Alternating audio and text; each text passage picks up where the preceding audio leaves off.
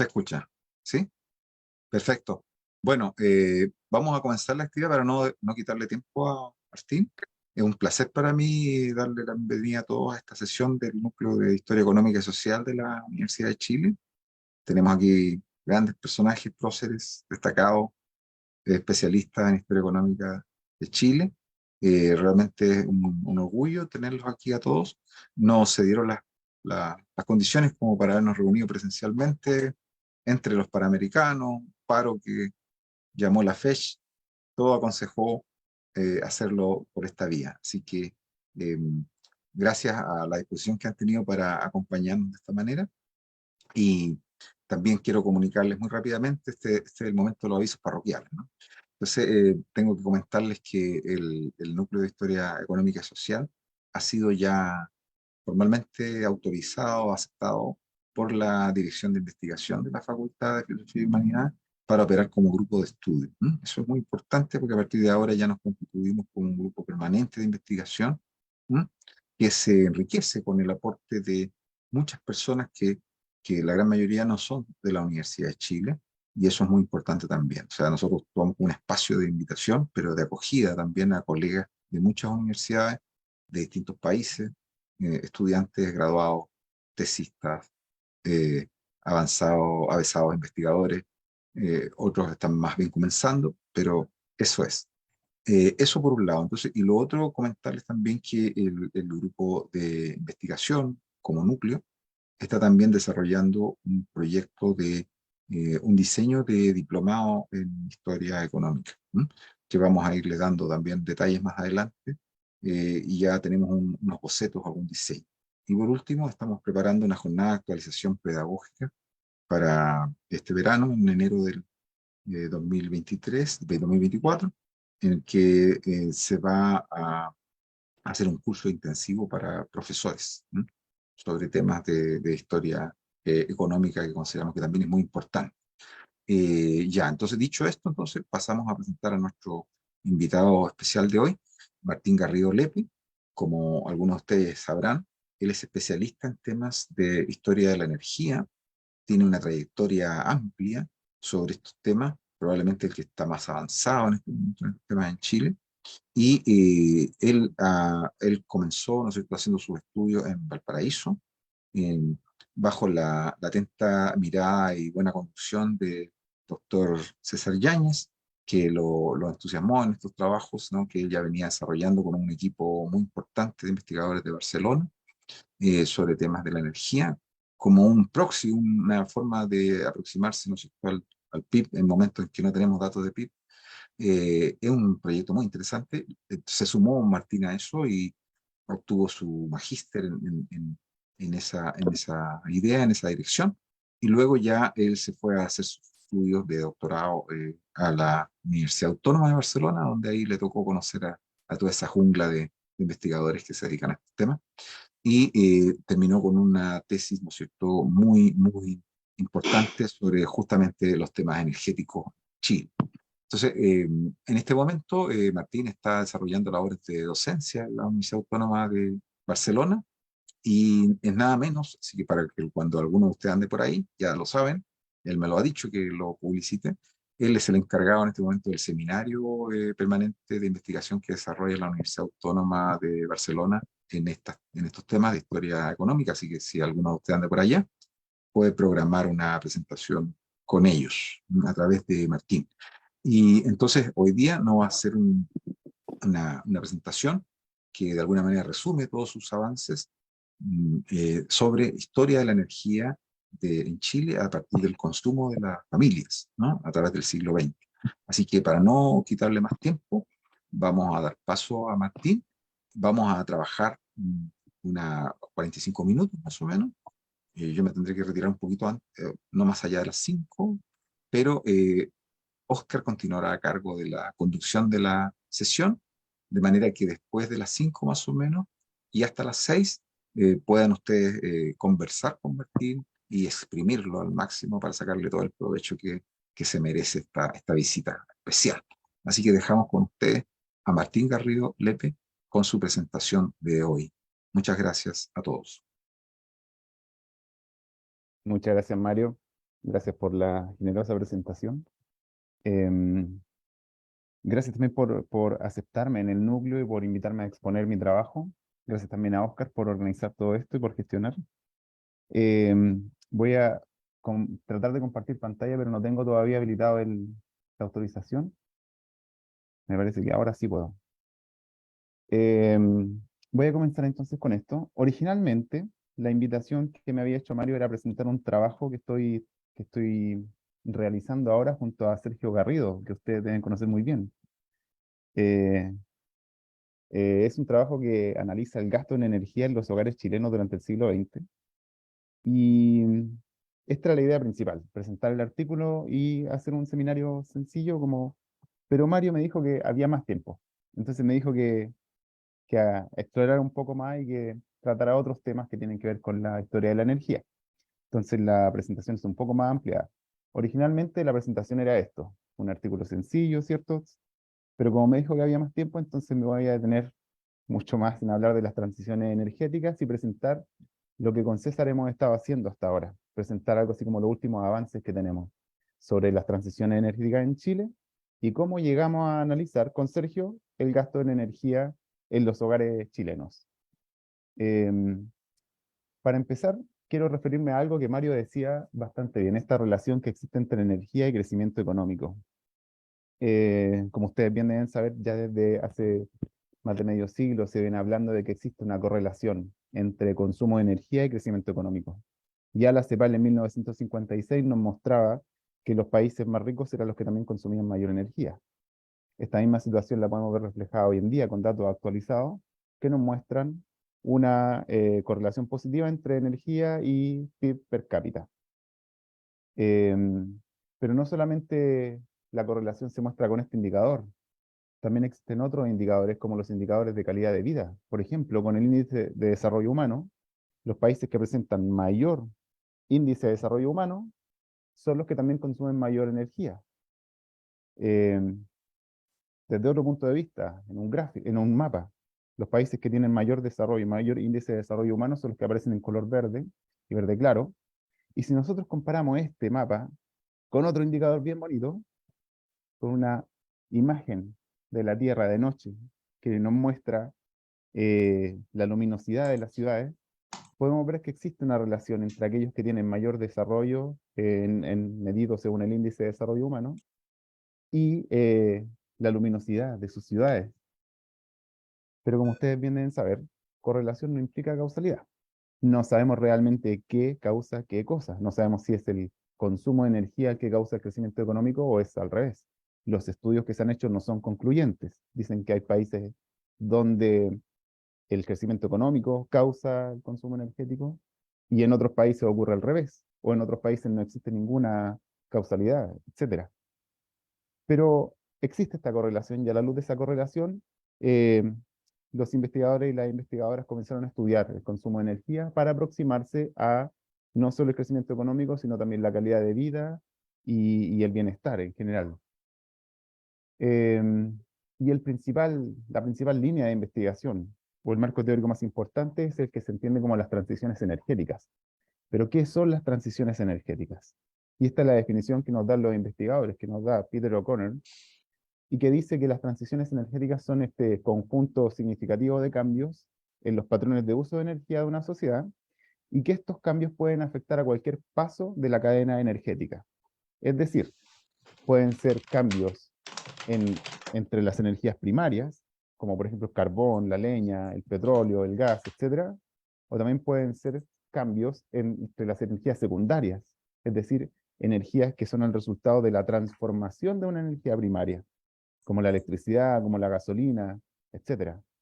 Eh, o los cambios también pueden ocurrir entre los convertidores energéticos, cuando cambiamos el automóvil desde el motor de combustión interna al motor eléctrico, cuando cambiamos las cocinas, la cocina de gas que cambia a eléctrica, etcétera, o la iluminación, en fin.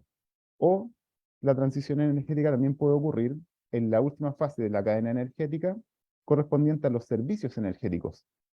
Es decir, cuando el transporte cambia, cuando cambiamos el transporte de animales de tiro, de carga, ¿cierto? A tranvía o después a automóviles, etcétera. ahí también están ocurriendo transiciones energéticas. La literatura analiza todos estos cambios eh, que ocurren dentro de cada una de estas partes de la cadena energética. Y los investigadores nos dicen que la mayor parte de los estudios de energía pueden dividirse en 4 grandes categorías. Aquellos que analizan las transiciones energéticas y la difusión de la tecnología, aquellos que analizan los precios de la energía y su impacto en las transiciones energéticas, aquellos estudios que analizan el consumo de energía y los servicios energéticos, o también aquellos que analizan el consumo energético y su relación con el crecimiento económico. Pero existe una quinta parte de la literatura que es bastante reciente y que analiza la relación entre la energía y el desarrollo institucional. Ahí hay algunos ejemplos anotados de literatura que está analizando esto. Pero en el caso del trabajo que estamos haciendo Sergio y yo, nuestro artículo se centra en este tercer punto, en aquel que se refiere al consumo de energía y a los servicios energéticos. ¿Cómo han evolucionado las transiciones energéticas? ¿Qué es lo que sabemos básicamente? Lo que sabemos básicamente se presenta en el gráfico en pantalla. Este gráfico nos muestra el consumo de energía en el mundo y son datos que publica Paolo Malanima el año 2020 y nos muestran el consumo de energía en una serie de países desde 1820 hasta el año 2016. Y nos muestra separado por tipo de energía: energía humana, animal, leña, carbón mineral, petróleo, gas natural, hidroelectricidad y energía nuclear. Entonces, no nos muestra lo que ocurre hacia atrás. Sabemos que antes ya habían ocurrido transiciones energéticas importantes.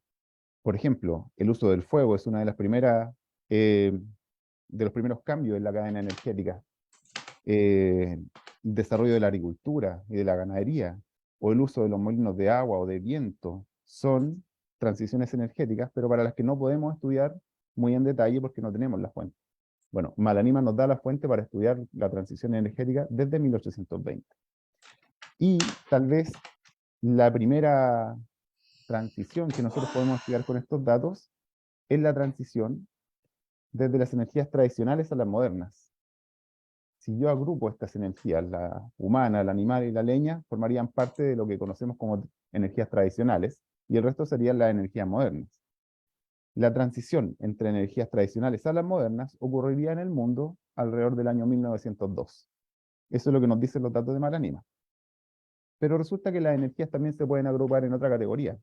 Se pueden agrupar, dentro de las energías modernas tenemos el carbón, el petróleo y el gas, que son las energías fósiles.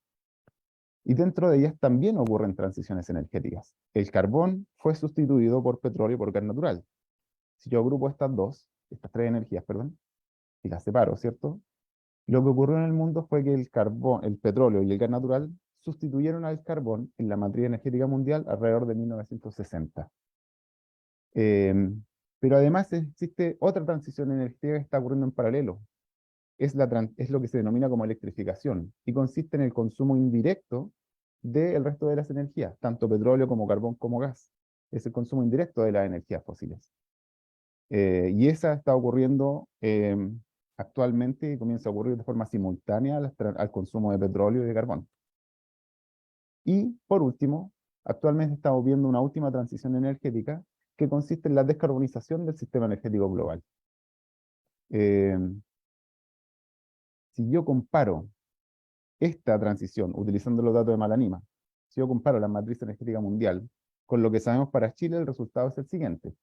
Estos son los datos de la matriz energética chilena que César Yáñez ha publicado y que nos muestran el consumo de todas las energías, ¿cierto? Que sabemos hasta el momento, desde 1835 hasta 2015. Lo primero que detectamos es que lo que ocurrió en Chile fue diferente a lo que ocurrió en el resto del mundo. De partida, la biomasa siempre fue más importante que lo que fue en el resto del mundo. En cambio, el carbón mineral tuvo un peso mucho menor. Si yo hago la misma comparación entre energías tradicionales y modernas, la transición energética es más prolongada en el tiempo y es más tardía. No como lo que ocurrió en el panorama general. En Chile, en cambio, la transición energética de las tradicionales a las modernas es simultánea con la transición del carbón al petróleo y al gas natural. Es simultánea. Y no solo simultáneas, sino que además demoran mucho tiempo en resolverse. Si ustedes se fijan, eh, las energías tradicionales tuvieron varios periodos en que intentaron ser sustituidas, pero se resistían a desaparecer de la matriz. Fíjense que hay varios periodos donde podría haber ocurrido la transición. 1913, 1937. Lo mismo ocurre con la transición de las energías fósiles, del carbón al petróleo y al gas natural. Yo las agrupo nuevamente. La transición, esta transición ocurre de forma muy temprana, o se inicia de forma muy temprana, por allá por eh, 1917, pero no concluye sino hasta 1955. Es decir, es simultánea, pero se demora mucho tiempo en resolverse, y eso no ocurre en la historia mundial, no ocurre con las transiciones energéticas basadas en los datos de Malanima. Em, ¿Cómo ha evolucionado la matriz energética chilena?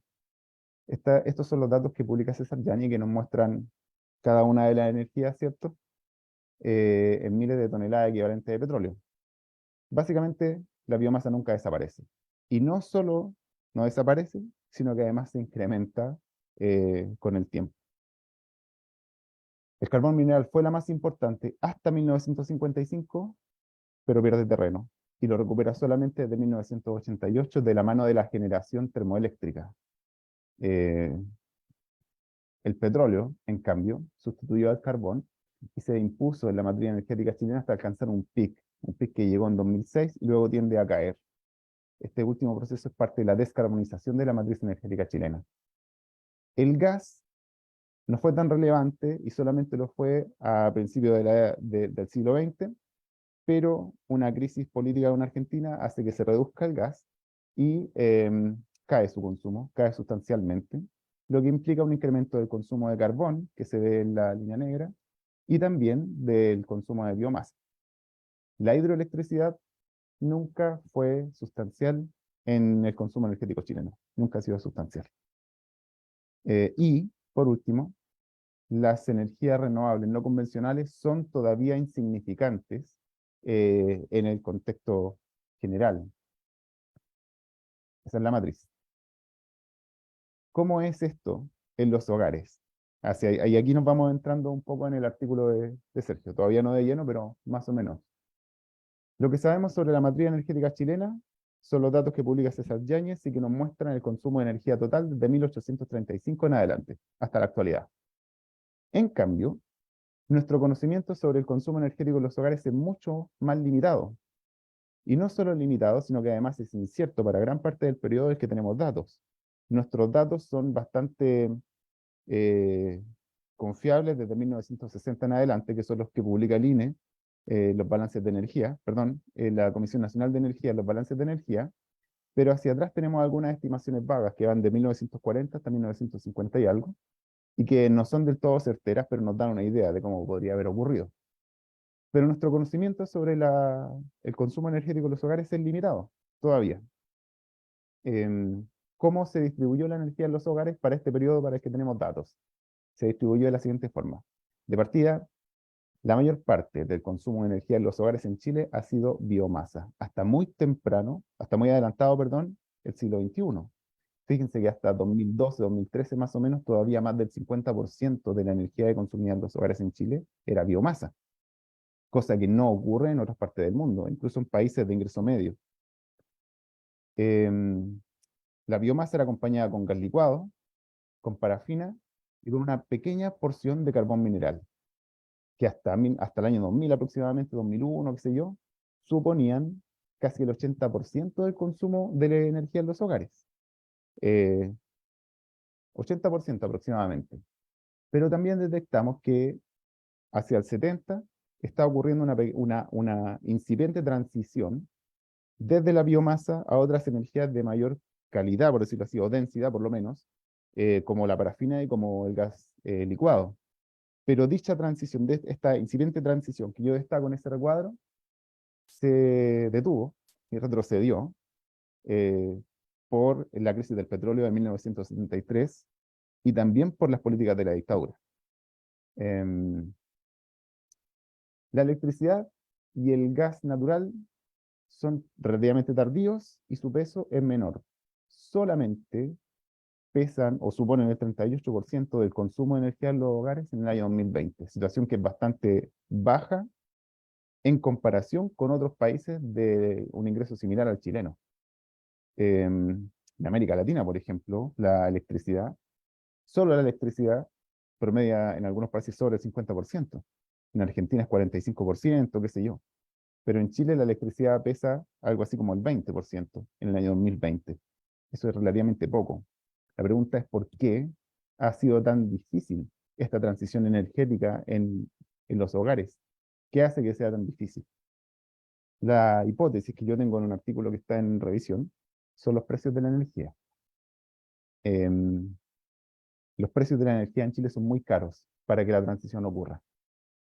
El gráfico que ven en pantalla es los precios de la energía en Chile entre 1960 y 2019. En miles de toneladas de peso de 2003, ¿cierto? Pero miles de pesos de 2003 por tonelada equivalente de petróleo. Y lo que nos muestran es que la energía se encareció después de la crisis del 73. Si ustedes se fijan, hasta 1973, hasta la crisis del petróleo, las energías no solamente eran relativamente baratas, sino que se estaban reduciendo. Su precio estaba cayendo. Ahí lo que muestro es gas licuado y parafina, y está cayendo.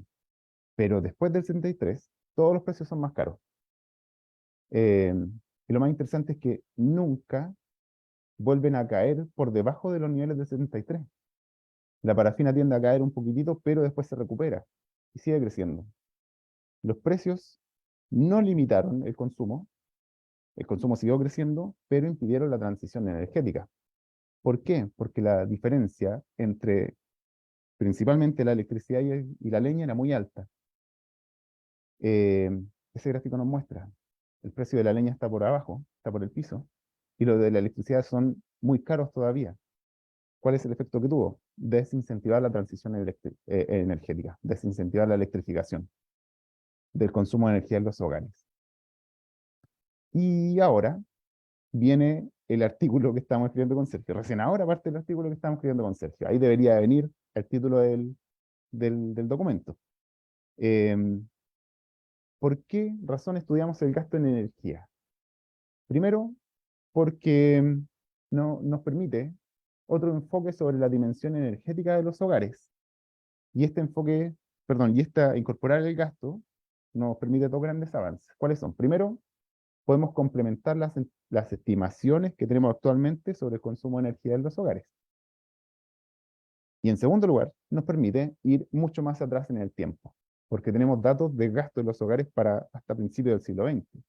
En cambio, nuestros datos de consumo energético son desde la mitad del siglo XX en adelante. Con esto podemos abarcar un mayor periodo. Pero existe otra razón. La otra razón es que el gasto en energía es y ha sido fundamental para el análisis de la ratio de bienestar y de los salarios reales. ¿Cómo es esto? Voy a resumir esto de forma sencilla. Yo sé que ustedes lo conocen mejor que yo, entonces lo resumo de forma sencilla.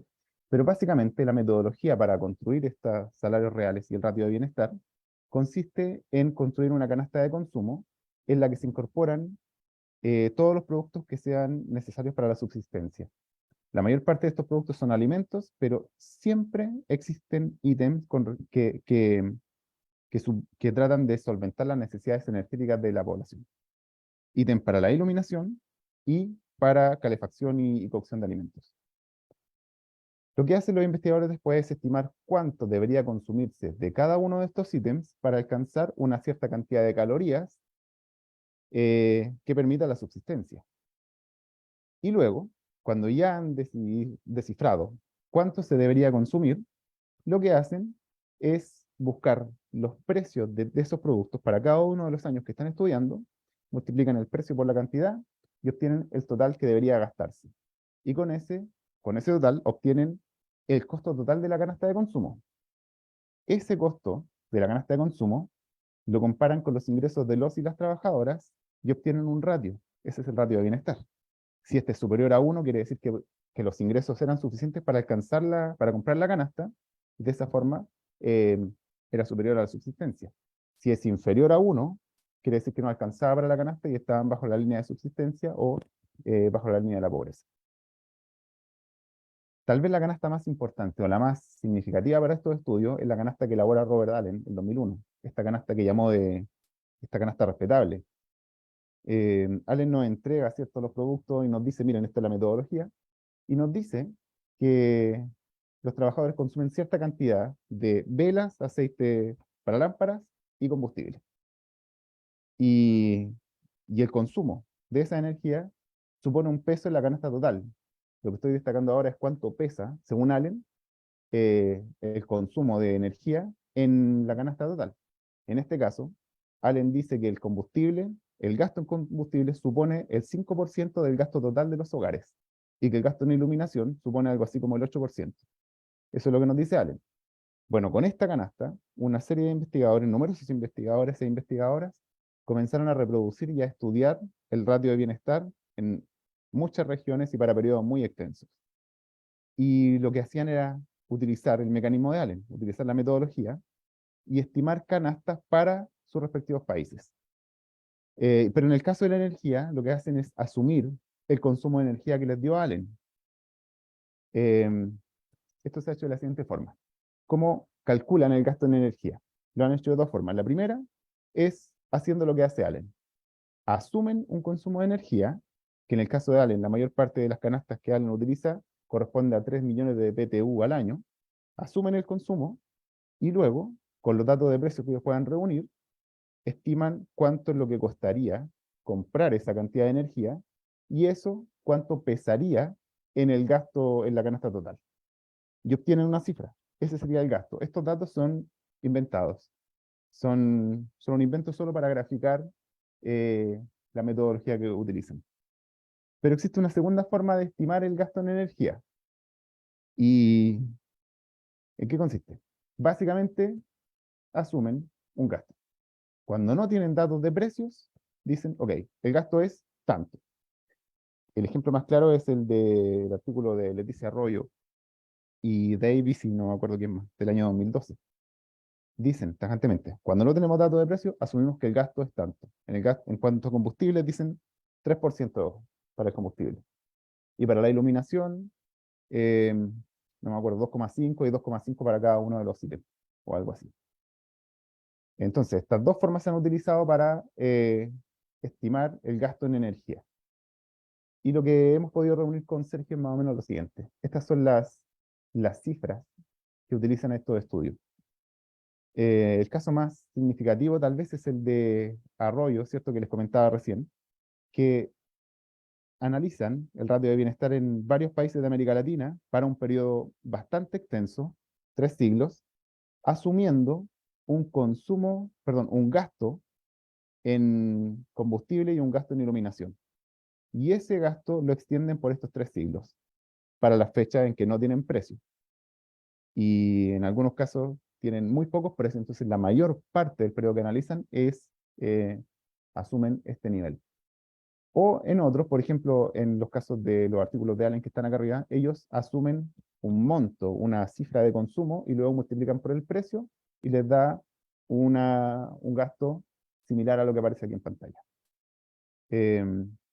Bueno, con Sergio nosotros creemos que estos artículos que esta metodología, ¿cierto?, han sido bastante útiles para entender la trayectoria del bienestar y del gasto, pero creemos que tienen un error.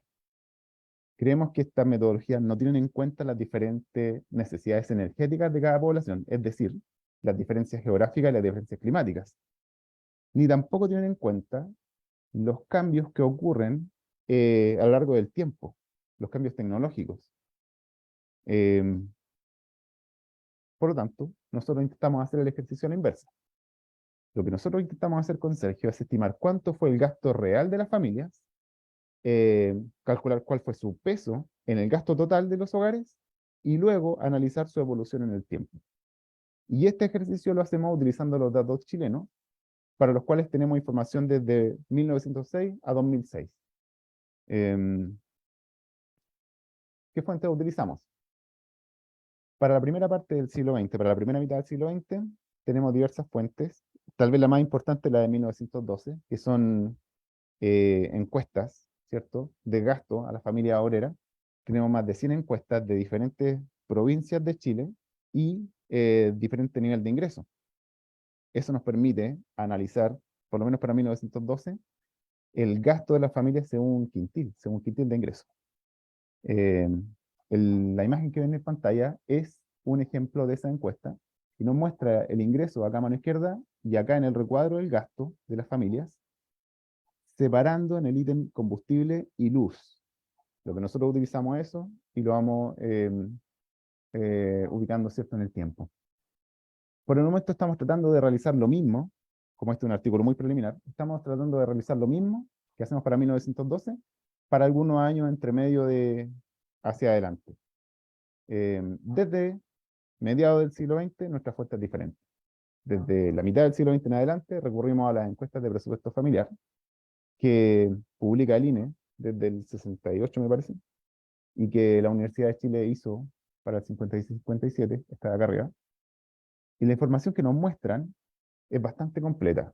Este es una imagen, ¿cierto?, de la misma encuesta, pero para el año 77-78, y nos muestra el gasto, ¿cierto?, de las familias según ingreso por todos estos tipos de energía. Pero, además, tenemos datos de otros países. Sacamos datos de la OIT con los anuarios de las estadísticas del trabajo, como el que ustedes ven en pantalla, que nos presentan el gasto de las familias de otros países, dentro de los cuales también se incluye el combustible y la luz. Eso nos permite hacer comparaciones internacionales para un periodo relativamente corto, 1930-1970, pero nos permite hacer comparaciones internacionales y saber si lo que estaba pasando en Chile estaba ocurriendo también en otras partes del mundo o estaba dentro de ciertos márgenes. Pero además tenemos datos del gasto en energía en los hogares norteamericanos, y esos son un poco más extendidos en el tiempo. Tenemos datos desde 1901 hasta 1985, para poder comparar lo que está pasando en Chile con lo que está pasando en otras realidades. ¿Cuáles son los resultados preliminares de nuestro trabajo? De partida, el gasto en energía no es constante en el tiempo. Primero hay que decir, no es constante. En Chile tendió a reducirse sustancialmente desde promediar un 15% a principios del siglo XX hasta 4, 5% a fines del periodo analizado. Ese dato que ven, que está un poco más bajo, corresponde solamente al consumo de combustible, al gasto en combustible. Pero si le incorporamos el gasto en iluminación, probablemente quede un poco más arriba, cerca de este de aquí, cerca del de 1913, 1912. Pero lo importante es que el gasto en energía tiende a caer en el tiempo. Si nosotros comparamos este con el gasto en energía en los hogares de Estados Unidos, lo que vemos es que tiende a converger con lo que está pasando en los hogares norteamericanos. A mediados del siglo XX, el gasto en energía en los hogares chilenos converge con el norteamericano. Pero después del 60, el gasto en energía en los hogares norteamericanos supera al chileno. ¿Vale? ¿Qué pasa si incluimos al resto de los países para los que tenemos datos? Lo que nos muestra es lo siguiente. Todos los países, o la inmensa mayoría, tienden a reducir el gasto en energía exactamente como ocurre en Chile. Tenemos datos para Argentina, para Brasil, tal vez de Brasil es diferente, Canadá, Colombia, Costa Rica, México, Venezuela y el dato para Estados Unidos. Pero lo importante es que en este tramo, el gasto en energía en los hogares parece que de todo el mundo, o al menos para los que tenemos datos, tiende a caer, tiende a reducirse. Hasta 1970. La crisis del petróleo dispara el gasto en energía. Gracias a la encuesta de presupuesto que tenemos, podemos analizar el gasto según ingreso. Y los resultados de este ejercicio son los siguientes. De partida, los hogares más pobres gastan más en energía que los más ricos. Quiero decir, la energía pesa más en el gasto total en los hogares de menores ingresos que los más ricos. Sin embargo, hasta 1970 aproximadamente, el gasto en energía tendía a reducirse, pero la crisis detiene esta reducción. La crisis del petróleo hace que el gasto suba más todavía y que la diferencia entre lo que gastan los más pobres de los más ricos sea casi el doble. A fines del periodo analizado, 2006-2007, el gasto en energía supone casi el doble más en los hogares más pobres que los ricos. ¿Cómo se distribuye ese gasto? La principal diferencia es, hasta 1978, ¿cierto? Biomasa. Los hogares más pobres tienden a gastar o tendían a gastar mucho más en biomasa que los hogares más ricos, hasta quedar casi equiparado a principios del siglo XXI. La parafina es más importante también en los hogares más pobres, pero su peso estaba disminuyendo sustancialmente. Lamentablemente la crisis hace que esta reducción se detenga, ¿cierto? Y la parafina vuelva a suponer más en los hogares más pobres que los ricos. Algo similar ocurre con el gas licuado, aunque el gas licuado es un poco más importante el incremento. Desde 1973, el peso del gasto de gas licuado en los hogares más pobres se incrementa sustancialmente. ¿Por qué hago esto? ¿Por qué destaco esto? Porque pareciera ser que la transición energética que les comentaba hace un par de minutos atrás, que había ocurrido o que estaba ocurriendo antes de la crisis del 73, esta sustitución de la biomasa por parafina y por gas licuado, tendió a perjudicar a los hogares más pobres. Cuando el precio se incrementó, el gasto se incrementó. Y de esa forma los hogares podrían haberse visto perjudicados. Pero el caso más extremo es el de la electricidad. Fíjense ustedes que los hogares más pobres, eh, el peso de la electricidad en los hogares más pobres era menor en los primeros años de este análisis, pero tiende a incrementarse sustancialmente. Fíjense cómo el gasto en electricidad en los hogares más pobres tiende a superar más de 3 veces el gasto en electricidad en los hogares más ricos. ¿Por qué? ¿Por qué ocurre esto? Por el precio de las energías, lo que le comentaba hace un rato atrás. La electricidad ha sido y es la energía más cara en Chile desde 1960 en adelante, al menos desde 1960 en adelante. Y es esta diferencia entre el precio de la electricidad con respecto al resto de las energías que no solo ha detenido la transición energética o la ha impedido, sino que además ha encarecido el consumo energético en los hogares. La electrificación de los servicios energéticos encareció el consumo de energía de los hogares. Eso es lo que estamos viendo en los datos que tenemos consigo. ¿Cuáles son nuestras conclusiones preliminares? Primero, lo primero nuestros datos demuestran que es un error considerar un gasto en energía lineal y permanente en el tiempo, como lo hace la mayoría de los estudios de la historia del bienestar. Nuestros datos demuestran que durante el siglo XX el gasto total en energía se redujo, eh, tanto en Chile como en varios de los países analizados. Segundo lugar, existen factores externos que pueden modificar el nivel de gasto de los hogares. Esto es lo que estamos detectando nosotros. Durante la década del 70, la crisis del petróleo incrementó el gasto en energía de los hogares chilenos y presumiblemente en los del resto de los países. Al menos podemos verlo en el gasto en energía en Estados Unidos. Tercero, los cambios tecnológicos impactan en el gasto energético de los hogares. Mientras el gasto en biomasa se redujo sustancialmente, el gasto en electricidad aumentó. ¿Por qué? Porque los servicios energéticos se estaban electrificando. Fíjense, la electrificación de los servicios energéticos podría haber perjudicado a los hogares más pobres debido al alto precio de la electricidad. Y por último, la diferencia de los ingresos supone diferencias en el tipo de energía que se consume y en el nivel de gasto en energía. El gasto total, ¿cierto?, de los hogares más pobres ha sido casi el doble del que realizan los hogares más ricos. Y eso convendría tenerlo en cuenta al momento de analizar o de hacer estos estudios en bienestar, radio de bienestar, etc. ¿En qué estamos ahora con Sergio? Primero, tratando de entender cómo impactó el incremento de la eficiencia energética de los convertidores que se están incorporando, ¿cierto? La electrificación de los servicios energéticos es eso. Incorporar nuevos convertidores que son mucho más eficientes y que tal vez podrían haber disminuido el gasto en energía como lo vimos durante el siglo XX. En segundo lugar, ¿cómo se relaciona la transición de ciertos servicios energéticos, la iluminación, la calefacción y la cocción, con la reducción o la mantención del gasto en algunos casos? ¿Por qué no se siguió reduciendo desde el 60 en adelante? ¿Qué pasó ahí?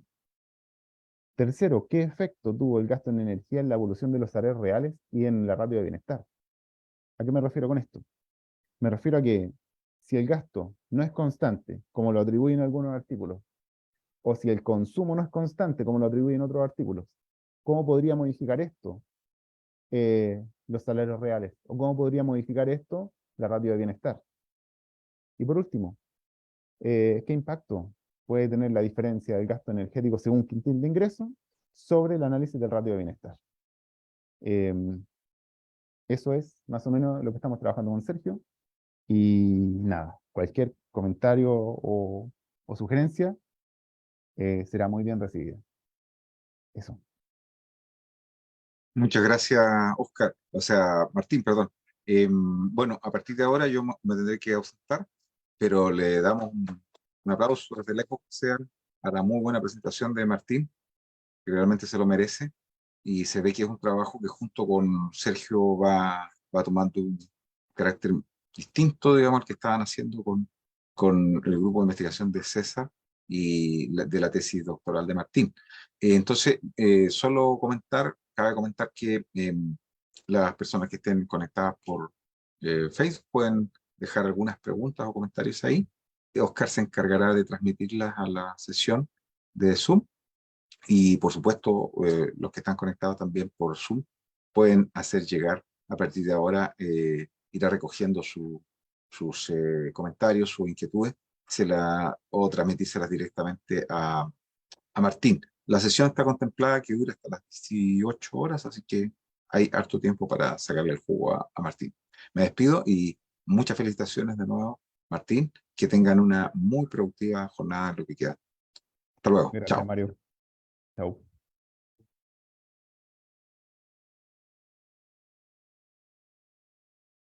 Martín, felicitaciones por tu presentación. Queda abierta la mesa, por favor, para quienes quieran hacer sus consultas. La prioridad es que sean justamente los asistentes acá por Zoom y con posterioridad yo te compartiré, Martín, las dudas o comentarios por los canales de Facebook que hay.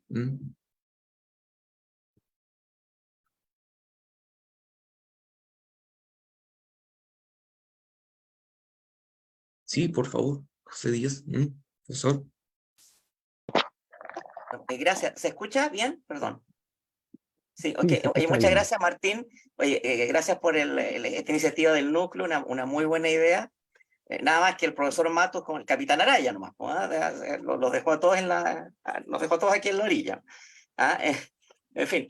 Oye, Martín, súper interesante el tema. Yo tengo un par de, no sé si son comentarios, sino que quizás sugerencias o cuestiones que a mí me hicieron pensar mientras exponías esta fantástica investigación.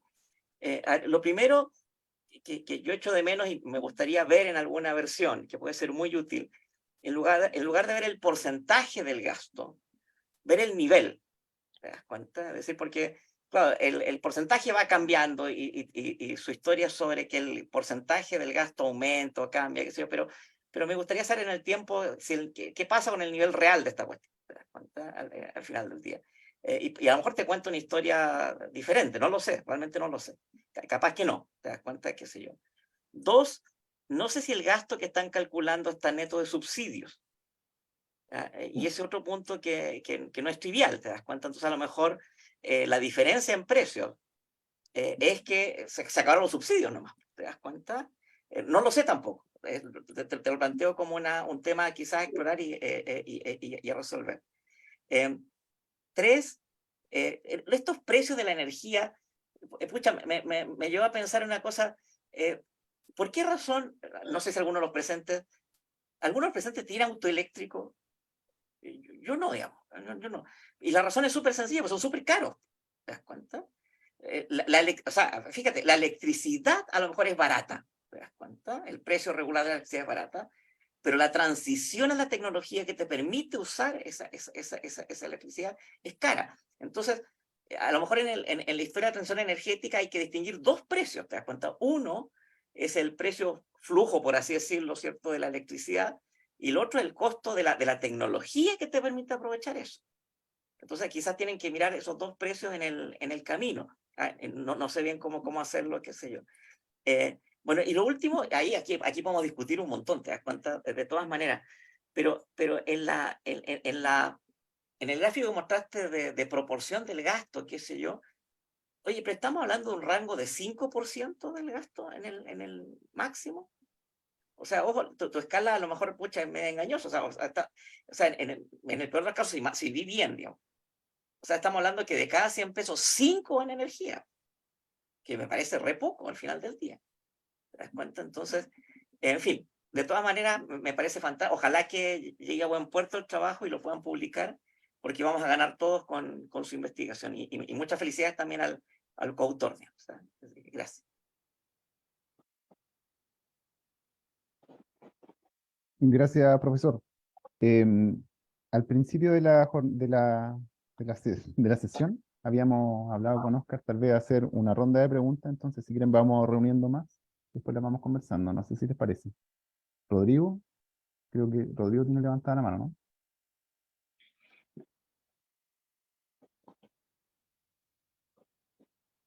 Hola Martín, hola a todos, hola a todos. ¿Qué tal? Bueno, Martín, felicitaciones por el trabajo. Yo ya te había escuchado en el seminario anterior que hicimos acá. Me surgió la misma pregunta mientras te escuchaba, ¿no? Pero como esto es más actual, digamos, siglo XX, ¿puedes distinguir ahí en el gasto que se destina a calefacción de los hogares? ¿Sí? Ya. ¿Y qué porcentaje representa ese gasto dentro del gasto total de los hogares? Por- Porque me da la impresión que, digamos, cuando entras, digamos, a analizar digamos, la dimensión a nivel de hogares, ¿no? Que es un nivel ya micro, hay que distinguir, digamos, entre la localización del hogar, ¿no? Entonces, no he trabajado con la encuesta de hogares, ¿no?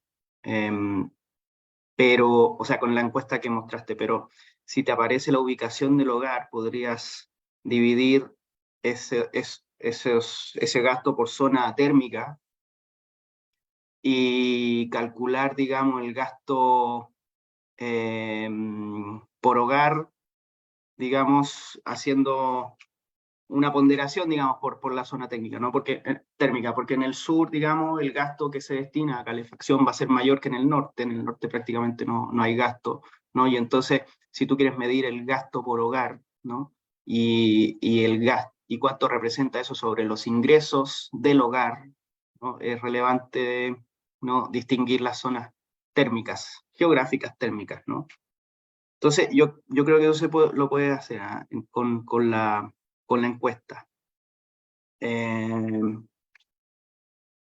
Y sobre todo, claro, ahí medir los ingresos del hogar y el gasto en calefacción. Ahora, también respecto, digamos, continúo con el gasto en calefacción, ¿no? Los países que tienen más o menos la climatología de Chile y, digamos, el nivel de ingreso de Chile, durante el siglo XX han masificado la calefacción, ¿no? Para ahorrar tanto en energía como en gastos del hogar, ¿no? Han centralizado la calefacción y masificado, digamos, la calefacción en los hogares, precisamente con políticas públicas que van, digamos, en ese sentido, ¿no? Centralizar, en el fondo, hace ahorrar energía y hace ahorrar también renta que queda disponible en los hogares para otro tipo de consumo, ¿no? Entonces, en Chile no ha habido una política pública como esa.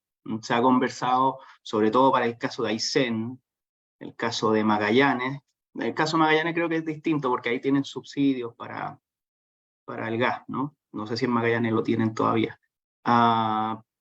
Pero eso podría ser otra línea, ¿no? Como, digamos, las políticas públicas en los países, ¿no? Con el nivel de ingreso de Chile han podido ahorrar en ese sentido, ¿no? Más que nada eso. Pero nada, felicitaciones nuevamente, Martín. Gracias, Rodrigo. No sé si hay otra pregunta o comentario para poder incorporarlo y responder todo.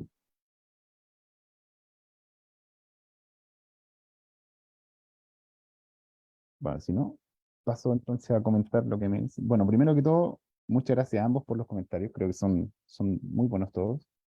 Em, Sobre mostrar el gasto en nivel y no solo en porcentaje, es una muy buena sugerencia, se la agradezco y le voy a decir a Sergio que lo hagamos para cuando tengamos el documento más avanzado, porque claro, como usted dice, nos podría dar tal vez otra impresión de lo que nosotros estamos viendo.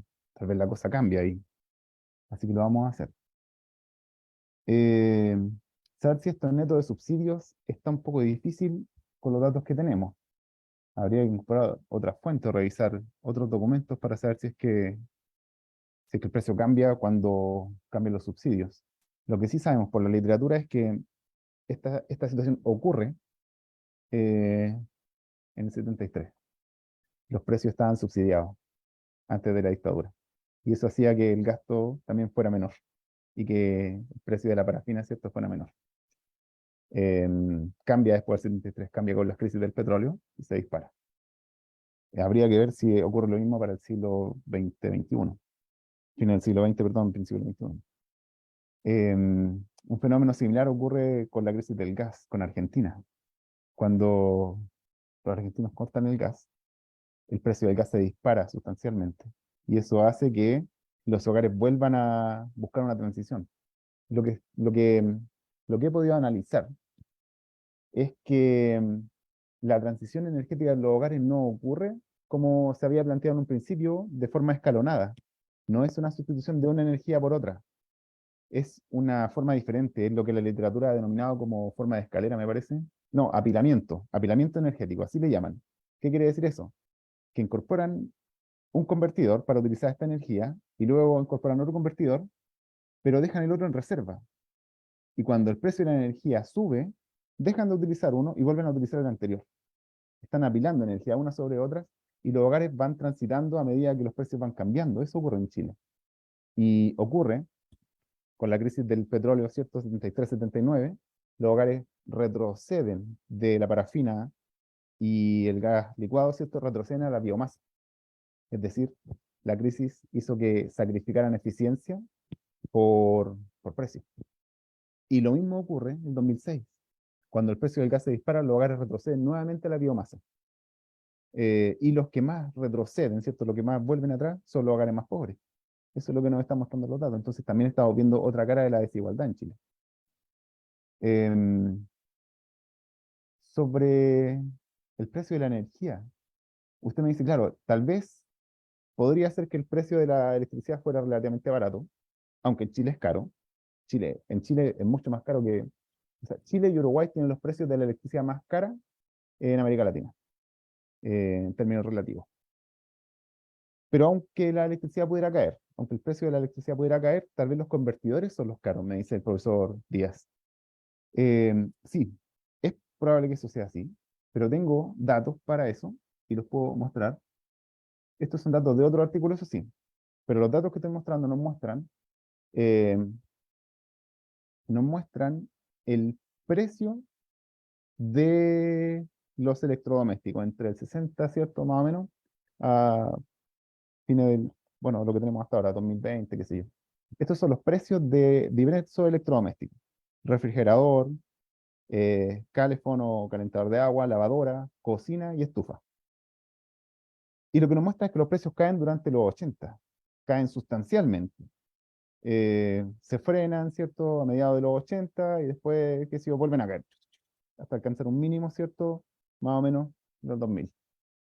Pero lo que observamos también tenemos datos para la disponibilidad de los electrodomésticos. Y lo que nos muestran estos datos es que la disponibilidad de los electrodomésticos es muy tardío en la sociedad chilena, muy tardío en comparación al país para el que tenemos datos, Estados Unidos. En Estados Unidos esta situación ocurre en la década del 30, del 40, los hogares ya cuentan con refrigerador y con lavadora, al menos con refrigerador y lavadora, masivamente. En Chile, en cambio, fíjense, la disponibilidad del refrigerador es 50% de los hogares contaban con refrigerador en 1990. Eso es lo que nos dicen los datos. Solo la mitad de los hogares. En el caso de la lavadora es un poco más trágico todavía.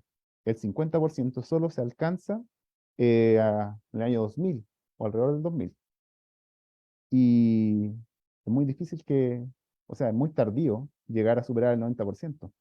Fíjense en lo siguiente, a principios del siglo XXI, el año 2010, qué sé yo, menos del 70% de los hogares tenían calefón en sus casas. Estamos hablando de, según lo que he podido ver, más de 1 millón de hogares todavía tenían que calentar con agua, o sea, perdón, tenían que utilizar agua fría o calentar con algún otro tipo de energía, ya sea con biomasa, calentando olla o fondos con agua, ¿cierto?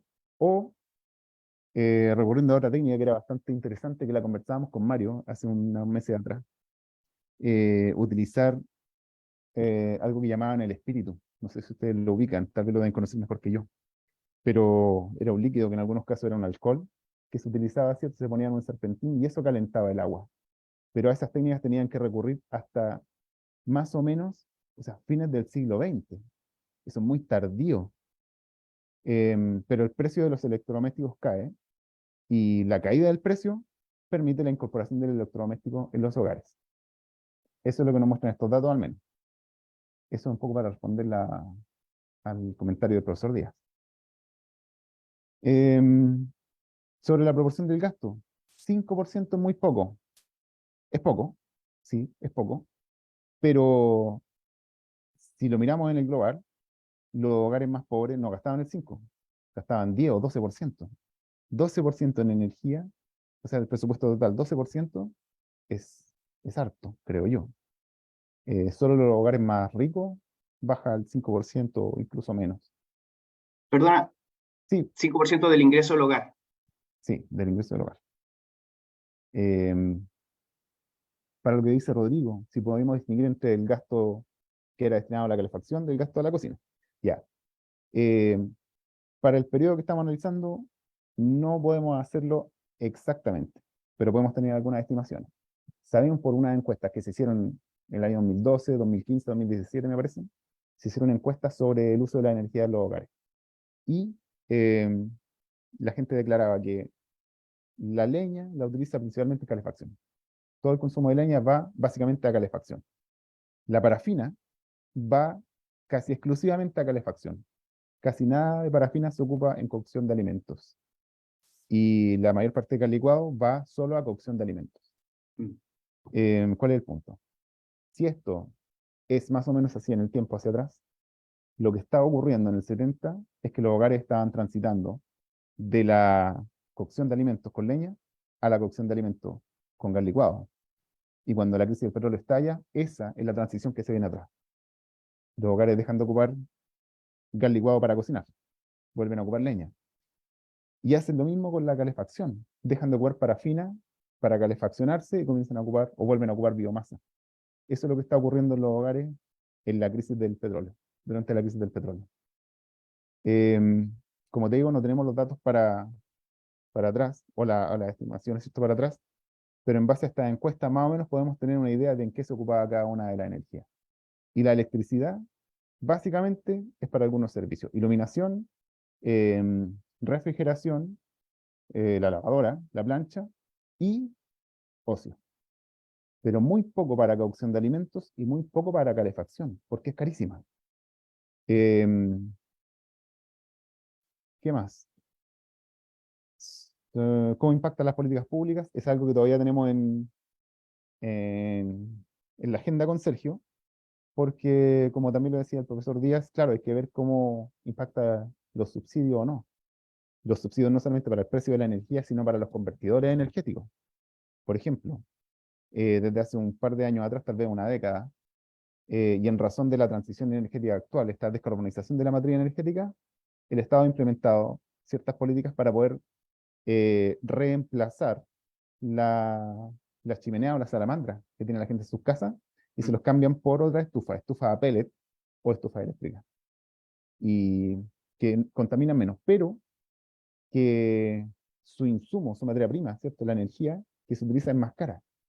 Entonces, en ocasiones la gente realiza el cambio y tiene la estufa, pero consigue otra, porque la energía que tiene que utilizar para calefaccionarse es más cara. Entonces, siguen ocupando la leña con otro convertidor que en ocasiones es mucho más ineficiente del que tenían originalmente, no lo sé, pero eso ocurre. Pero habría que incorporar el tema de las políticas públicas, como ustedes nos sugieren. Gracias por ambos comentarios. Creo que Ahí también Diego, están estas políticas perdón. públicas para digamos, la construcción de hogares eficientes, ¿no? En Ya, términos energéticos, ¿no? En cuanto a las ventanas, entonces, claro, claro. Y claro, también hay y, eso. y para también el tema de los calentadores de agua. Las casas que se están eh, construyendo ahora que tienen termos solares, claro, y que eso disminuye mucho el consumo de gas licuado, sobre claro, todo ¿no? para el uso del carbón. Sí, gracias. Creo que Diego tiene un comentario, una pregunta.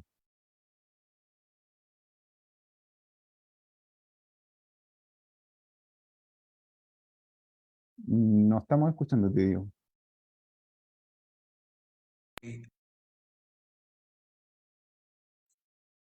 Ya, ¿ahí me escuchan? Ahora sí. Sí, sorry, estoy peleando un poco con mi computador que tiene el cargador de la batería medio malo. No, lo que iba a comentar es que me llamó mucho la atención que yo, bueno, yo estoy estudiando la historia económica de la caída, el auge y caída de la Unidad Popular. Entonces, me parece súper interesante lo que das cuenta como en respecto a lo de la energía, en la reestructuración que hay, porque básicamente lo que estáis diciendo es que hay una regresión gigantesca con respecto a la transición que había en la forma de uso de energía en los hogares. ¿Ah? Entonces ahí, eh, pucha, como que era mucha información igual, entonces me fui perdiendo un poco de que, claro, hay un efecto en cierto sentido de lo que fue el ajuste fiscal que hizo la dictadura con respecto a cuál era la forma de financiamiento que podían tener las personas en los hogares en su uso de energía. Ya, pues entonces eso tiene una transformación en la forma, pero también en cierto sentido una caída del salario social gigante, pues. O sea, parte del disciplinamiento no solamente fue a través del mercado, sino que además del retiro de los salarios de subsidio. Entonces ahí me viene la pregunta, un poco en la línea de las políticas públicas, y un poco que yo tengo un poco la idea de al quehacer de hoy. eh, con respecto a la infraestructura en ciudades que están en condiciones críticas en relación a la contaminación y la producción, el uso de energía en sus hogares. Por ejemplo, Temuco y Coyhaique necesitan un cambio de matriz de uso energética en el hogar que es urgente. Uno podría decir que Puerto Aysén también, o sea, uno es cosa de poner un pie allá y ver la contaminación. Entonces, ¿existe alguna posibilidad, por ejemplo, de poder estimar o medir cuál sería el nivel del gasto de un cambio masivo en infraestructura en esas ciudades en relación al consumo energético que tienen o algo por el estilo? Como que creo que eso es... Porque aparte eso en teoría económica, igual en la teoría del desarrollo se relaciona con la idea del Big Push, ¿no? De que en la medida que uno hace una gran política de inversión en infraestructura no transable, genera efectos de productividad en el resto de los sectores, como bueno, una mirada más neoclásica puede ser como de equilibrios múltiples también. Entonces, creo que ahí hay un potencial súper interesante si es que le hay una bajada a mirar ciudades en específico que tienen necesidades críticas con respecto a infraurbana.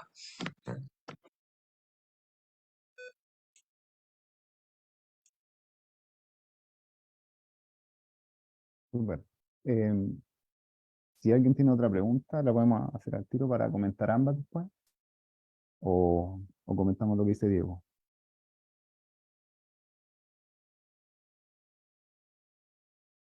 A ver, yo creo que la sugerencia que hace es muy buena. Em, es un poco difícil con los datos que tenemos, debo decirlo. Y porque tomo algo de lo que decía Rodrigo también. Lamentablemente nuestros datos, los datos que tenemos en las encuestas son mayoritariamente para Santiago. Y los datos que hace la CNE también son mayoritariamente para Santiago. Y Santiago tiene un clima muy diferente de lo que pasa en el norte y también de lo que pasa en el sur. Pero podemos Oye, estimar, sí, perdón, disculpa, ¿y la encuesta de dime. presupuestos familiares no tiene datos para eso? No, son mayoritariamente para Santiago, sobre todo las que son del siglo XX. No sé si la del 2006 tiene datos desagregados, pero me parece que todas las anteriores son para Santiago. Mm, Pero sí tenemos una encuesta sobre consumo de energía en los hogares, estas que les decía que se hicieron en 2012, 2015, parece 2017. Esas sí son por provincia y sí nos muestran y nos permiten entender la diferencia en el consumo energético en los hogares según provincia y asociarla al clima, ¿no? Y efectivamente, la mayor parte del consumo de biomasa se da hacia el sur, Mm. para las chimeneas, para las salamandras, qué sé yo. No sé si eso nos permitiría hacer lo que tú estás sugiriendo. Habría que analizarlo con un poco más de detalle, a ver si es que nuestros datos dan para eso. Podríamos intentar hacerlo, lo voy a decir a Sergio que lo tenga en cuenta. Mm, Oye, ¿y la encuesta Kaizen la he revisado? sí, he revisado la encuesta Kaizen y en base a la encuesta Kaizen obtuve los datos em, de la disponibilidad de electrodomésticos en los hogares, de los Ya, convertidores. Ellos nos dan esos ya, datos. sí. Y claro, a ver, los datos que yo mostré son datos agregados, ¿cierto? Son los generales. Pero si uno lo mira según quintil, los quintiles más pobres no tenían calefón hasta el año 2011. Mm, Recién en el 2011 ellos pueden calentar el agua con calefón. Antes de eso es pura leña o el otro método que les decía. Y la lavadora igual. Ahora, ¿por qué es importante saber cuándo llegan o no? Por lo siguiente, resulta que hay un artículo re bueno que se hizo para Estados Unidos y que nos muestra el uso del tiempo en los hogares. Y nos dice que cuando se incorpora la lavadora, el tiempo de la mujer cambia. Antes de la lavadora mecánica, antes de la lavadora eléctrica y antes de la plancha eléctrica, lavar, y lo hacen con una, no sé, 70 libras de ropa. Lavar 70 libras de ropa demoraba algo así como 3 horas y media. Y plancharla demoraba como 2 o 3 horas más. Con la lavadora, eso se reduce a 1 hora y media, una cosa así. Con la lavadora y la plancha, 1 hora y media. Entonces, la ganancia en tiempo es sustancial. Y eso permite que la mujer disponga mayor tiempo para el trabajo. Claro, o sea, no son labores que deberían realizar solo las mujeres, pero la sociedad machista hacía que solo las realizaran ellas, entonces eran las que estaban más perjudicadas. Pero ¿por qué es importante? Porque resulta que si la lavadora comienza a llegar de forma más tardía a los hogares más pobres, hay menos tiempo para que las mujeres salgan a trabajar en los hogares más pobres. Eso es lo que nos muestran esos datos. Em, ¿Qué más? Creo que eso, nada más. No Bueno, sé si hay... aprovecharía de pasar a leer lo que tenemos en Facebook, ¿m? Quizás para agregar un poco más de insumo al debate. ¿M? Bueno, tenemos unas felicitaciones de Saúl Rey, muy buena presentación. Y Luis Garrido Soto tiene un comentario. ¿M? Dice, lo leo, creo que sería interesante, dentro de la canasta básica, establecer lo que se puede producir en el espacio económico nacional, lo que se produce con insumos foráneos y lo que se debe importar para el consumo. Eso es lo que está comentando más o menos.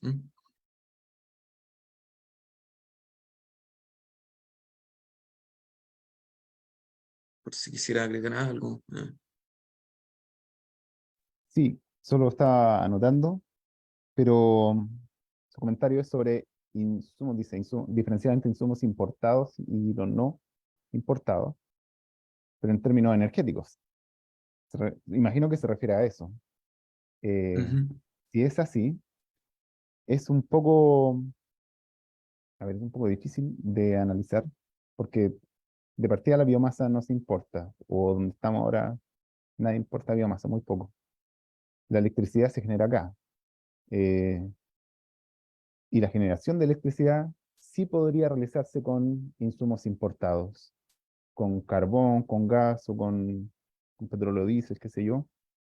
Eso sí se podría ver. Eso está en los balances energéticos. Está súper claro. Pero para el caso de los hogares, lo que están haciendo es consumir mayoritariamente energías secundarias, es decir, energías que se transformaron. El petróleo, el petróleo se transforma y se obtienen lo que son los derivados del petróleo. Y eso es lo que se consume. Ese es uno de esos derivados de la parafina, o el gas licuado, qué sé yo, que son energías secundarias, transformaciones de otra energía. Entonces es cierto que tal vez la primera, la energía primaria se importó, el petróleo, por ejemplo, pero la obtención de los derivados es nacional. Eh, no sé si eso responde un poco al comentario que decía el señor Garrido.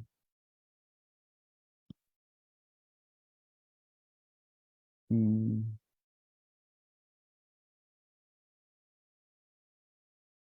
no sé qué más.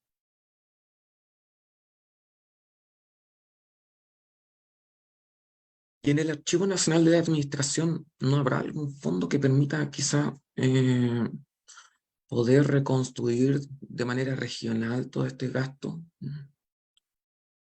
Mm, no lo sé en ¿Algún realidad. fondo ministerial que pueda, No, yo o no. alguna entidad, o alguna universidad que pueda ir, alguna, no habrá algún espacio documental que permita hacer esa reconstrucción?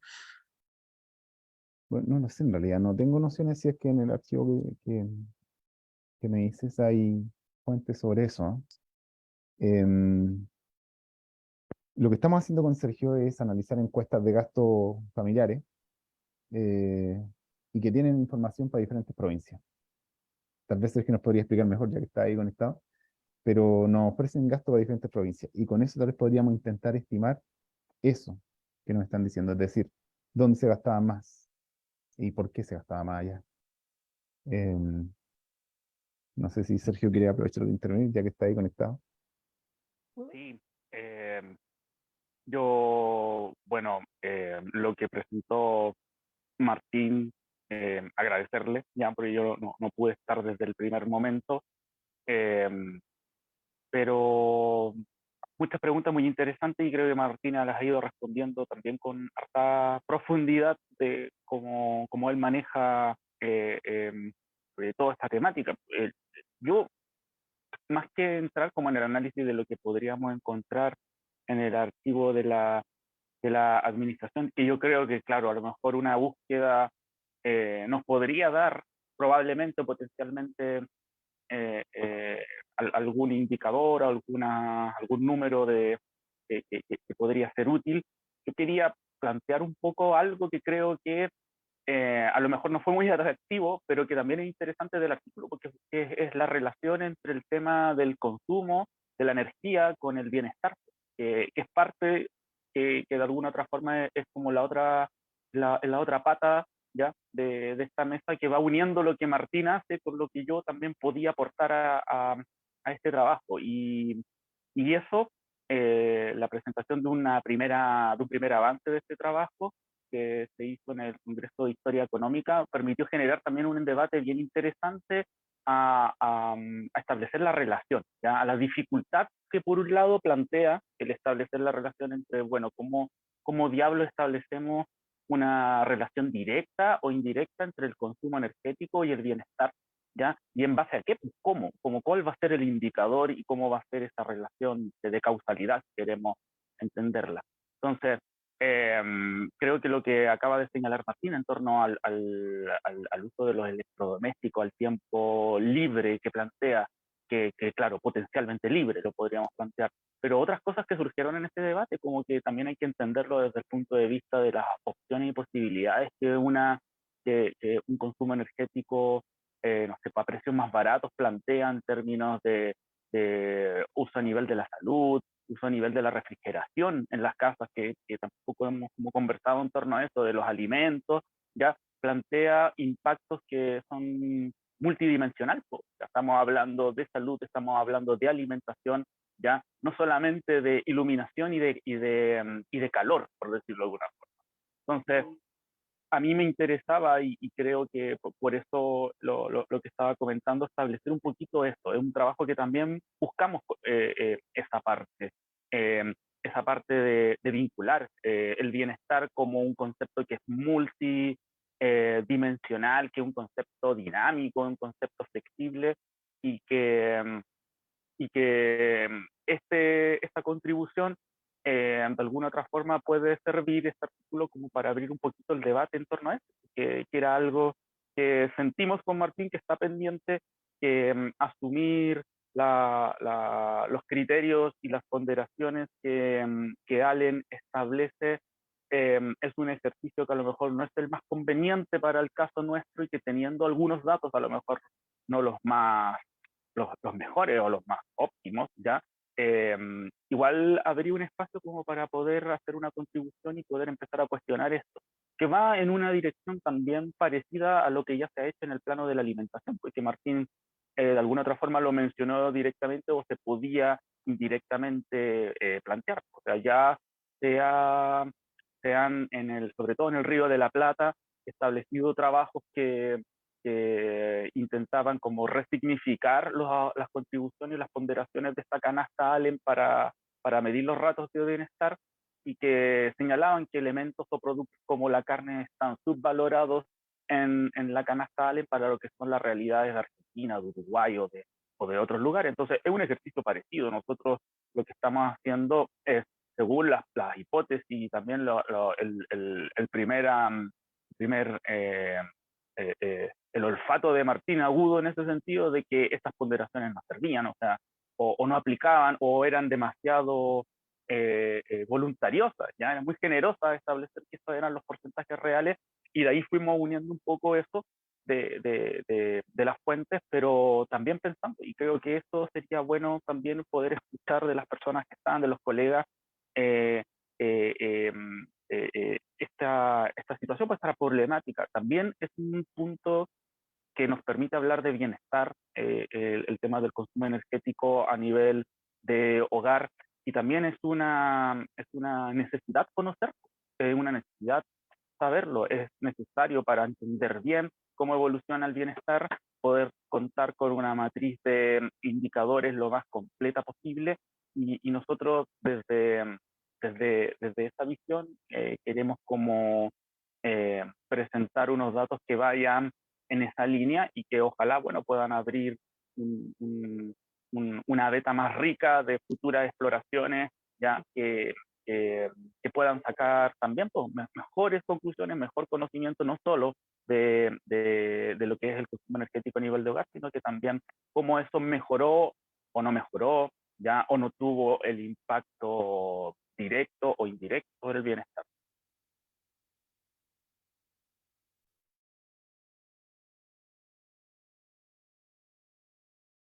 Diego Morales está pidiendo la palabra y luego me gustaría a mí hacer también una breve pregunta, comentario, una hibridez.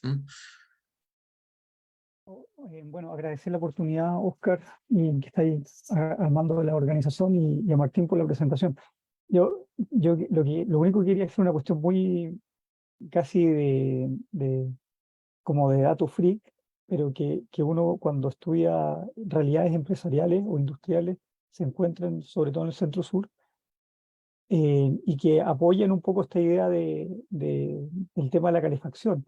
En los petitorios de advenimiento, en conflictos laborales, un ítem en algunas empresas es justamente el tema de la calefacción. Entonces, me hacía mucho sentido lo que las preguntas que surgieron, y algunas de las afirmaciones que está diciendo Sergio respecto al bienestar, y cómo cambian en las épocas.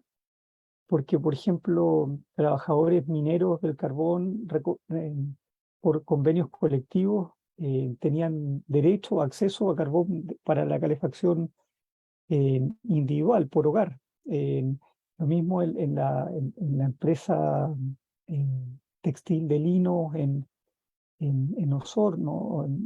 Entonces hay distintas realidades en donde los trabajadores sí tienen acceso a algunos beneficios de este tipo, lo que apoyaría que es una, un ítem de gasto importante, y que les hizo sentido a las familias comunes y corrientes durante décadas, ¿no? Eh, Habría que tratar de explorar y conectar justamente cuáles son esas pequeñas luces de relaciones con familias del mundo del trabajo a realidades micro, pero que probablemente en el centro sur del país se repliquen bastante más, son bastante más habituales en la década del 30, 40, 50, que es lo que uno puede ver con detalle en pliegos de conflictos colectivos. Eso solamente, más que una pregunta, un dato freak que quizás apoya parte de lo que ustedes están diciendo a nivel micro. Sí, claro, claro que apoya, muchas gracias. De hecho, por otros datos que yo he revisado, del 33 al 60, los anuarios entregan el consumo de carbón diferenciado por sector productivo. Está súper detallada la información, súper bueno eso. que industria, los transportes, qué sé yo, y en la sección minería, minería del carbón creo que es, entrega el dato de cuánto era para los trabajadores por año, del 33 al 60. Entonces se podría intentar estimar cuánto era por trabajador, porque también aparece el número de trabajadores de cada una de las compañías. Entonces, claro, ahí está un poco eso que tú estás diciendo. Es un buen dato, muchas gracias. Sí, me gustaría hacer un breve comentario, quizás comentario-pregunta, va por esa línea. Bueno, la verdad es que encuentro muy interesante el artículo y va a ser también, va a ser fenomenal cuando salga publicado y poder leerlo. Encontré muy interesante ese momento que tú dices, en los sectores de baja renta, el consumo, el gasto de energía es mayor que en los sectores de alta renta. Eh, Quiero irme un breve momento. En 1965, el gobierno de Eduardo Frei Montalva crea la Corporación de Obras Urbanas. Es una corporación que nace al alero del MIMBU, del Ministerio de Vivienda y Urbanismo, la que se encarga de entregar infraestructura sanitaria, pero también eléctrica a sectores de baja renta. Es decir, los proyectos habitacionales que va a comenzar a elaborar la Corporación de la Vivienda, la Corporación de Mejoramiento Urbano, la Corporación de Servicios Habitacionales, enfocadas en sectores de baja renta y renta media, se van a encargar de mantener una infraestructura urbana como la eléctrica, y de eso se va a encargar la Corporación de Obras Urbanas, que le va a prestar servicio a estas corporaciones. Es decir, toda la infraestructura pública que se va a construir a partir de los años 60 y 70, y luego esto va a ir incorporado, ya después esto lo incorpora el Serviu en su totalidad, va a concebir que construcción técnica, pero también la autoconstrucción y la construcción asistida contengan esta infraestructura. Entonces, ahí me pregunto yo, lo que explique esta masividad o este aumento del gasto energético dentro de los sectores de baja renta, de esto pensando en que gran parte de estas viviendas son viviendas públicas, explique quizás ese aumento progresivo, o sea también una especie de condición de posibilidad para que estos sectores de baja renta puedan tener acceso o este gasto energético. Ahora estoy divagando, por eso apelo a tomar esto como una especie de comentario, pero también como de pregunta. Sí, gracias, Oscar, por el comentario. Yo creo que es re bueno el comentario. O sea, existe una estrecha relación entre el gasto en calefacción y la vivienda, ¿vale? Eso está documentado en Chile desde los 60, la Corfo ya lo viene diciendo, solo que es muy difícil poder analizar la eficiencia, como decía Rodrigo Rivero, la eficiencia térmica de los hogares. Es muy difícil. Pero, también lo dice la Corfo, a medida que los hogares van urbanizándose, por decirlo así, es decir, cuando van saliendo de las tomas y se van construyendo casas, ¿cierto? Y la gente se va a vivir a estos lugares que están más urbanizados, que tienen ciertos servicios, que ya las construcciones son diferentes. También, en ese proceso, también se ven obligados a utilizar ciertos convertidores. Es decir, si tenéis tu casa en la población, es un poco difícil ir a buscar la leña donde la iba a buscar antes, ¿vale? O los espacios para guardar leña son diferentes, o el brasero que antes ocupaba en el patio ya no lo podía ocupar dentro, etcétera. Entonces te va limitando. O ya no tenéis, por ejemplo, una salamandra o una chimenea, que la teníais conectada, ¿cierto?, dentro de la casa y salía al patio el tubo. En alguna de estas poblaciones nuevas ya no podéis tener eso. Entonces, cuando se van creando estas poblaciones, la gente también tiene que transitar a otra forma de energía. Y el problema de esa energía es que el precio de esa energía es más variable que el de la leña. El de la leña es un precio casi plano abajo. Los datos que tenemos nosotros, la leña está así, para 30 años. El resto es fluctuante. Entonces, cuando la energía, cuando el gas licuado fluctúa, cuando la parafina fluctúa, y tú solo tenías una estufa parafina o a gas, no tenéis muchas opciones. Entonces, la calefacción, sobre todo la calefacción, pues la cocción de alimentos más todavía, pero la calefacción se va volviendo un poco inelástico en eso. En invierno tenéis que calefaccionar, pero no pueden cambiar de energía. que es lo que ocurría con otras realidades. Entonces, analizar, o tal vez encuadrar el estudio en zonas más urbanizadas, puede que arroje resultados diferentes que el analizarlo en zonas que estén menos urbanizadas. Para el sur de Chile, por ejemplo, la disponibilidad de leña hace que sea más barata y que la gente se calefaccione principalmente con leña. Pero en Santiago, en algunas zonas que están lejos de la leña, solo puedes calefaccionarte con parafina o con gas licuado.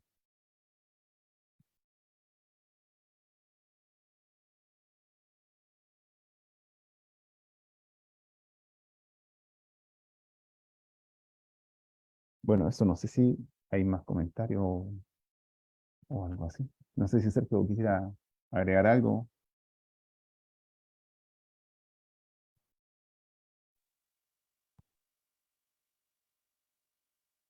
No, mira, en general, eh, yo también agradecer a todos que me hicieron comentarios, eh, porque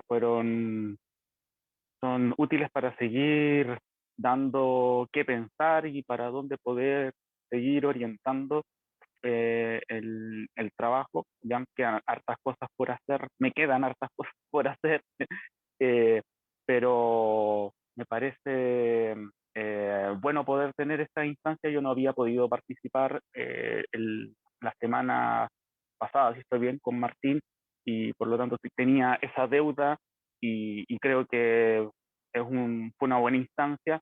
eh, Así que esperamos, no sé, pues yo creo que en un tiempo más poder presentar cosas que estén ya más consolidadas, tomando todas las consideraciones que aquí se han hecho y que podamos seguir discutiendo de esto. Así que no, yo darle las gracias a Martín también por asumir todo el peso del día de hoy, ¿ya?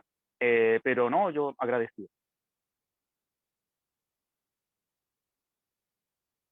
Gracias, Sergio. Gracias a ti por el trabajo. Seguro que vamos a sacar un buen artículo.